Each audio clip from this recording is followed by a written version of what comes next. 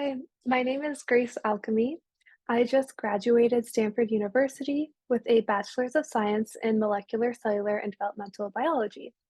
I am now working on completing a Master's of Science in Biology at Stanford as well. But today, and in these series of videos I will be creating, I will be outlining tips for success in STEM courses. STEM stands for Science, Technology, Engineering, and Math that I have developed throughout my time taking these classes in college. So thank you for tuning in, and hopefully these videos will be useful to you. Today is going to be a part one of two videos outlining general tips for success in college STEM courses.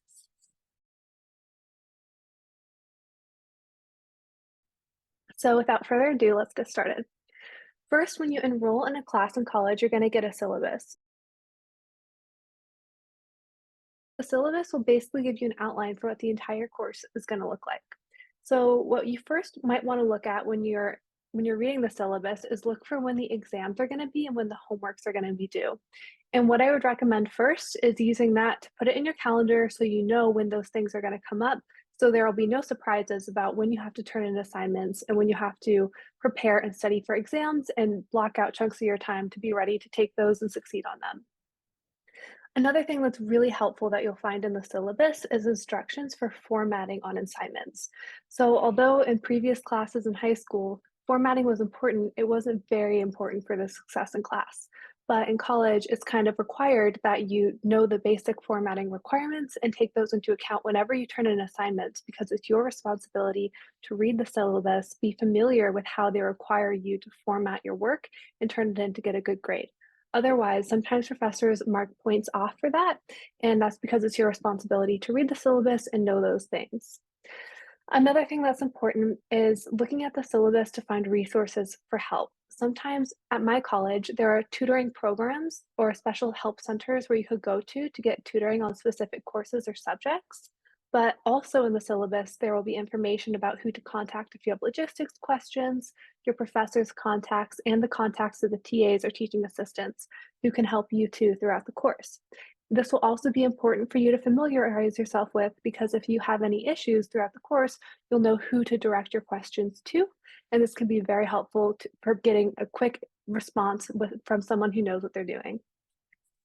Okay, so those are just a general overview about the syllabus. But another thing that you'll find in there is office hour sessions usually. And if they're not, they'll probably talk about this in the first week of class, when their office hours are going to be held, what days they will be, and the hours they will be. And this is pretty important to pay attention to, even if you think you already know what you're doing in the class, because sometimes you'll have questions and it's good to know how to get help if you need it. So now I'm going to go over part two, which is just how to get help in office hours and how to have a productive office hours section. So if you're not familiar with office hours, this is a time outside of the scheduled class meetings where professors or teaching assistants will hold additional time for students to come and ask questions regarding the homework or just concepts related to the class or any other interests you may have that are related to the course. So, my tips for success in office hours is to bring a list of the concepts you want to clarify as well as the specific topics you want to review.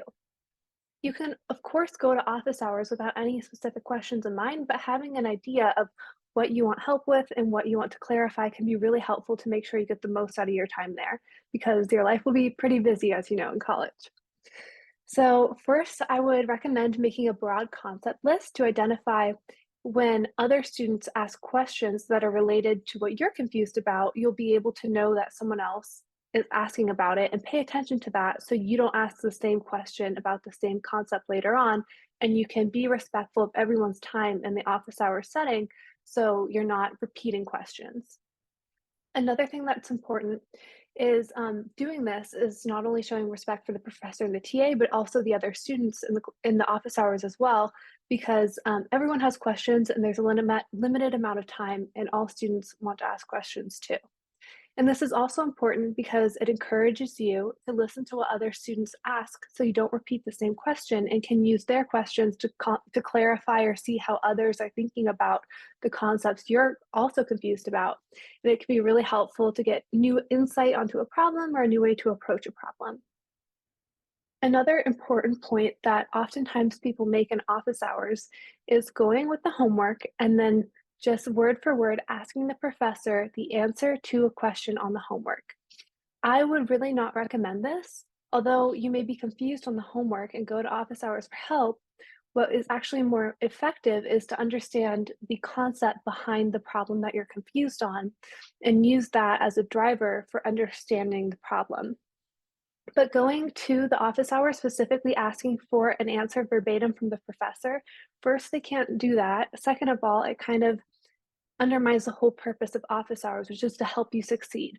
Because even if you were to just get the answer that you're looking for, if you don't know the rationale behind it or how they got there, once the same concept comes up on the exam later on, you're still going to have an issue and they won't be helping you out at all by just giving you the answer.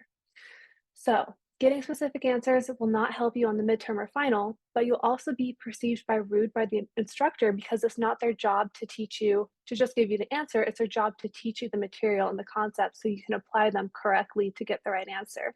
So, the bottom line is that identifying what knowledge is missing or what concepts you are struggling with in the homework will be much more helpful to you and to other students for learning and preparing for other homework questions and the midterm or exam questions. Another piece of advice I have is to put office hours into your calendar. Some professors will make time to meet with you outside of office hours or class to answer questions if you cannot make office hours, but this is pretty rare because most professors are very busy and there's already a time designated for you to ask these questions in office hours. So it's very important for you to make time to attend these office hours if you have any questions or stay after class for a couple minutes to get something clarified if the professor allows that. Next, I would recommend that you attend review sessions or office hours before exams. You don't have to attend office hours every week if you feel that you don't need them, but before exams, it's very important, if you can, to attend the office hours. This is because sometimes students will bring up concepts that they're confused about and that they're studying to prepare. And this can give you some insight to how others are approaching the exam and just review concepts that maybe you didn't know you should be reviewing. In these sessions, sometimes TAs will lead a review session led by the TA or the professor, where they outline what concepts they think are the most important to study in order to prepare for the exam. And these are the ones that you should focus a lot of your time and energy on studying. And in these sessions, you can see how other students are preparing for the exam and learn from their methods to better study and prepare. Lastly, the last thing that's very important to remember in office hours is building rapport. In building a rapport with the professor, you may be more likely to be given the benefit of a doubt on an assignment and establish longer term connections with these professors after you finish the course. You may be wondering, well, that's maybe not the priority of taking this course. But in taking STEM courses, finding mentors and building important relationships with professors can really help you down the road. For example, if you need a letter of recommendation for medical school or graduate school or for an internship you're interested in, showing interest in the class and putting effort and time into building this relationship can be very effective and really pay off for you in the long run. They can also introduce you to other exciting opportunities to continue studying or research beyond the class that they're teaching or within other labs. And they can suggest other classes that you might like if you liked their class as well. So overall, this is the first part of the part 1 and 2 video about general tips for success in STEM classes. Stay tuned for part 2.